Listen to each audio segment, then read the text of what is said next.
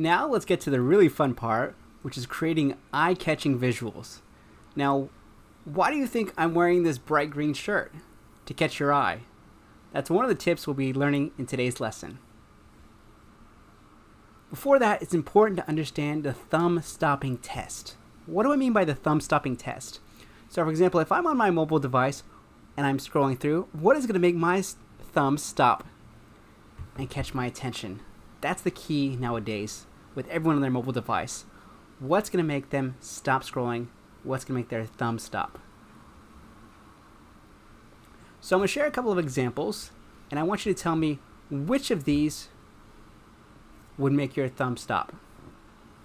I'll give you a minute. All right, did you say the third one? This was the most common response when I asked my students recently. About 70% said they would stop for this one first.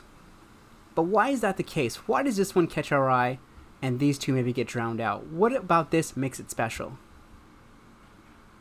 Well, we'll talk about that here in a little bit, but let me give you one more example.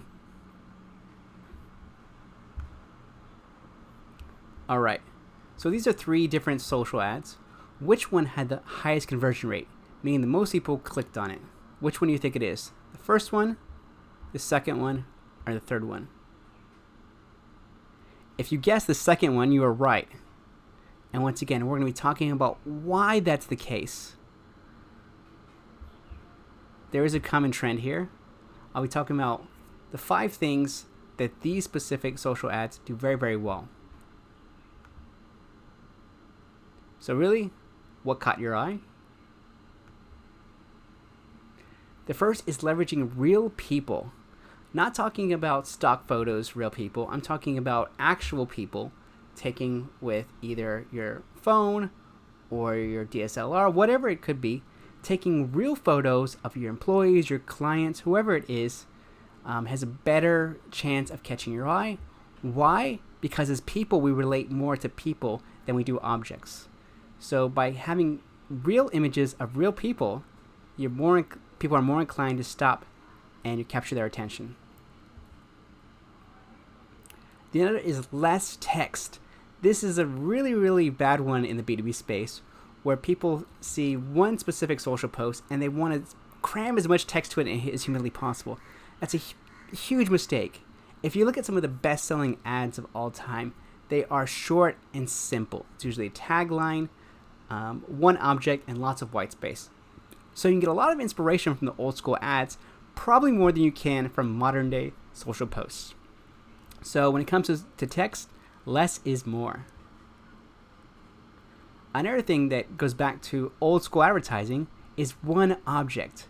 I don't know how many social posts I see where they want to have all these design elements. So they have the person, they have the logo, they have the partner's logo, they have a couple other design elements leading into it, leading out. And as a result, it looks pretty distracting. So if you looked at the examples just now, the one with Ross from Friends was just one simple image, and then it had just a little bit of text. That's it. So once again, less is really more when it comes to social posts.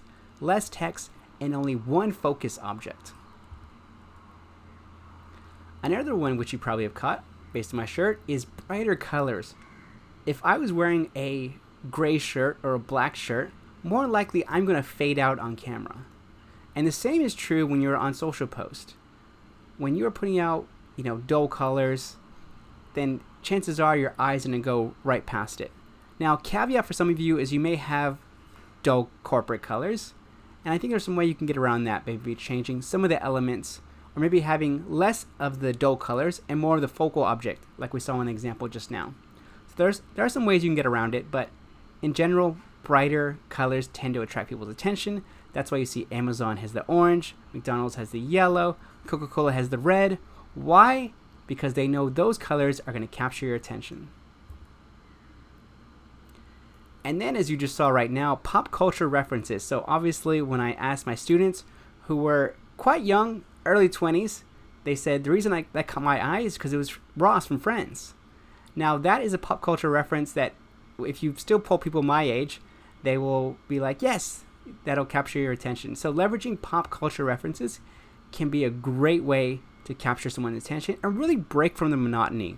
I think this is the case, particularly if you're in the B2B space, where it's pretty traditional in terms of imagery. Leverage these pop culture references to really capture people's attention. So if that's what catches your eye, what doesn't catch your eye? What are some of the common mistakes we see in terms of social media posts? The first one, you guessed it, stock photos. Why so many people love stock photos, I have no idea. I'm guessing because it's the easiest type of image you can create. You literally can just go to any Google search and type in a particular image, and you're able to find a stock photo. The problem with that is that it's very easy for your competitor or anyone in your space to do that.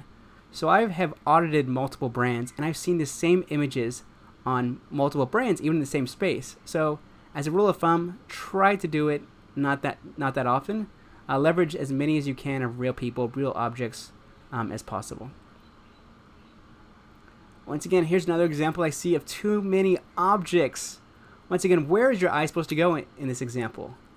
Now I see this all the time. Once again, we try to pack in too much into a small, very, very small image.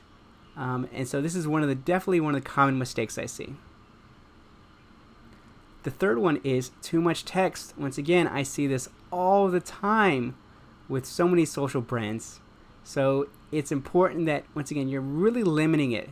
If you can get it to under 5 words, under 10 words, great. You don't want to have something like this where people are going to have to squint and see, what does that actually say? So you want to try to avoid that as much as possible. Now, I won't ask you, are you guilty of any of these? But if you are, once again, you want to make sure that you're following some of these best practices and you're avoiding some of these mistakes. And this will really help you stand out. Because when everyone is putting out crappy, boring visuals, you'll be able to stand out from the crowd.